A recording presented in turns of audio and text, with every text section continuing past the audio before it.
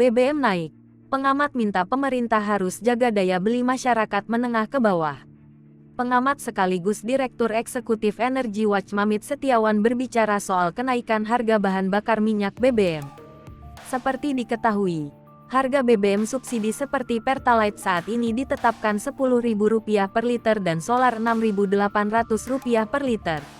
Tak hanya itu, harga Pertamax pun turut naik menjadi Rp14.500 dari sebelumnya Rp12.500 per liter. Menurut dia, kenaikan harga BBM ini merupakan hal yang pasti akan terjadi. Meskipun sempat tertunda dari wacana awal yang dikabarkan akan terjadi pada Kamis tanggal 1 September tahun 2022 lalu. Oleh karena itu dengan penyesuaian harga ini, Mamit menilai dapat mengurangi sesuai dengan harga antara keekonomian dan juga BBM yang dijual saat ini. Selain itu, Mamit menilai penyesuaian harga BBM ini dapat mengurangi beban kompensasi yang harus dibayarkan pemerintah. Hal itu dapat memberi ruang fiskal yang lebih luas agar dapat dialihkan ke sektor lain.